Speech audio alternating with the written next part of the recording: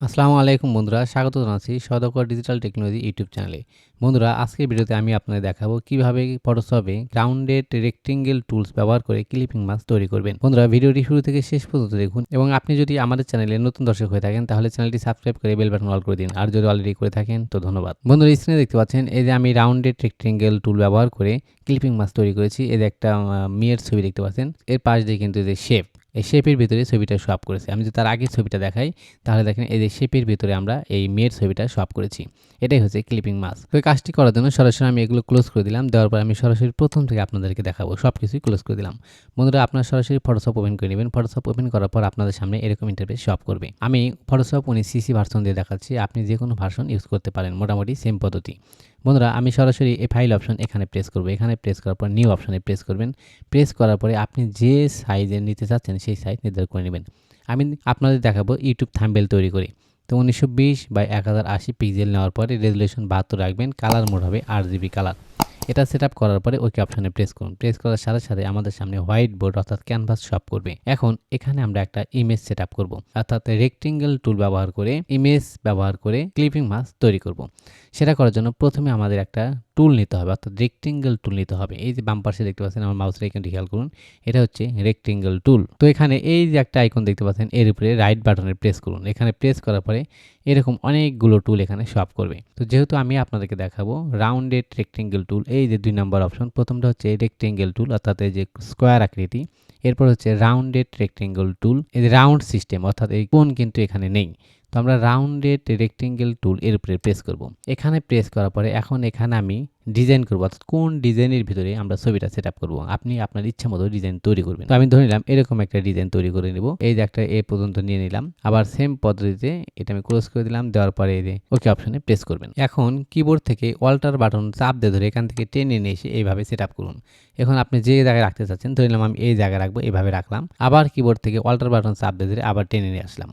নিয়ে আসার পরে আমি এই জায়গায় রেখে দিলাম। অর্থাৎ আপনি যেভাবে সাজাতে চাচ্ছেন সেভাবে সাজাবেন। সেম পদ্ধতিতে, অর্থাৎ যতবার আপনি কপি করবেন অল্টার বাটন চাপ দিয়ে ধরে মাউসে ড্র্যাগ করলে এভাবে কিন্তু কপি হয়ে যাবে। তো আমি এখানে একটা রাখলাম, আবার আরেকটা নিয়ে এই পাশে রেখে দিলাম। অর্থাৎ আপনি আপনার মতো করে সাজাবেন। ধরে নিলাম আমি এই পর্যন্তই রাখবো। এখন এই যে আমি রেক্টেঙ্গল টুল দ্বারা 1টা 2টা 3টা 4টা 5টা এরকম শেপ তৈরি করলাম, এখন এই শেপগুলো আমি বাগিয়ে নিব। অর্থাৎ এইভাবে এই কোণ থেকে এই কোণ দিকে আমি ক্রস করে নিব। কোন আকৃতি করব সেটা করার জন্য এই যে এখানে যে লেয়ারগুলো তৈরি হয়েছে, এই লেয়ারগুলোকে আমরা গ্রুপ তৈরি করব। গ্রুপ তৈরি করার জন্য কিবোর্ড থেকে কন্ট্রোল চাপ দিয়ে ধরার পর এগুলো এভাবে মার্ক করুন। লেয়ারগুলো মার্ক করুন, অর্থাৎ রাউন্ডেড রেক্টেঙ্গেল টুল আমি এই 5টা লেয়ার মার্ক করলাম। এখন কিবোর্ড থেকে কন্ট্রোল চাপ দিয়ে ধরে জি চাপ দিন।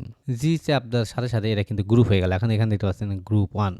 এখন আমি কিবোর্ড থেকে কন্ট্রোল টি প্রেস করব। ওকে, কন্ট্রোল টি প্রেস করার সাথে সাথে কিন্তু এই যে ব্লক হয়ে গেল। এখন যদি আমি এটা ছোট বড় করতে চাই, এখানে চাপ দিয়ে ধরে কিবোর্ড থেকে শিফট চাপ দিয়ে ধরবেন। ধরার পর এই যে টানলে এটা বড় হয়ে যাবে, এই যে টানলে ছোট হয়ে যাবে। অর্থাৎ আপনি যতটুকু করতে চাচ্ছেন, ধরলাম আমি এই পর্যন্ত রাখবো।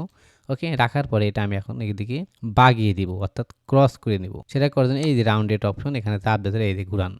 আপনি যেদিকে দিতে চাচ্ছেন এভাবে ঘুরিয়ে ফিরে সেদিকে দিন। তো ধরে নিলাম আমি এই অপশনে রাখবো, এই সিজের ডিজাইনে রাখবো। এখানে রাখার পর এটা একটু চাপ দিয়ে দেখে নিলাম, অর্থাৎ আমি আমার মতো করে এটা সাজিয়ে নিলাম। আপনি আপনার মতো করে সাজাবেন। ওকে, দেওয়ার পর আমি মুভ অপশনে প্রেস করলাম। এখন অ্যাপ্লাই অপশনে প্রেস করলে এরা সেট আপ হয়ে যাবে। বন্ধুরা, এখন আমি এখানে একটা ইমেজ সেট আপ করবো। ইমেজ সেট আপ করার জন্য ফাইল অপশনে প্রেস করুন, এরপর ওপেন অপশনে প্রেস করুন।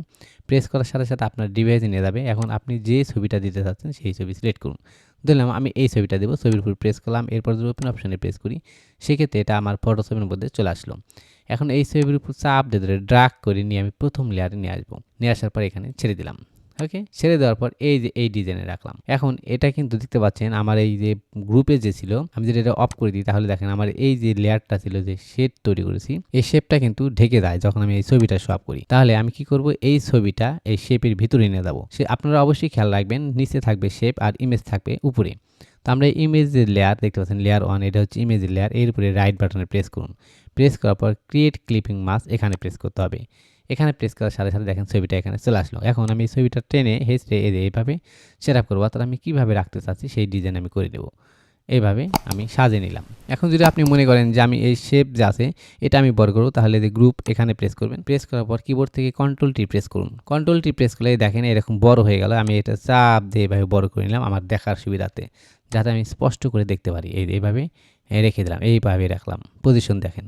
পজিশন রাখার পরে আমি এবারে মুভ টুলে প্রেস করলাম, অর্থাৎ অ্যাপ্লাই অপশনে প্রেস করলে আমার এটা সেট আপ হয়ে যাবে। এখন আপনি যদি নিচের ছবিটা ঘুরাতে চান, এই যে লেয়ার 1 এখানে প্রেস করবেন, এখানে প্রেস করার পর এই যে ছবি এদিক সেদিক এই যে বাইরে নিয়ে আসা যাবে। আপনি এখানে রাখতে চাইলে এখানে, আপনি এখানে রাখতে চাইলে এখানে, অর্থাৎ আপনি যেভাবে সাজাতে যাচ্ছেন সেইভাবে ছবিটা সাজিয়ে রাখুন। তো ধরে নিলাম আমি এই পজিশনে রাখবো, একটা চোখ দেখাবো আর একটা চোখ ঢেকে রাখবো। তো আপনি যেভাবে রাখতে চান আপনি সেইভাবে রেখে দিবেন। রাখার পরে আমি মুভ টুলে যদি প্রেস করি তাহলে আমার এটা সেট আপ হয়ে যাবে।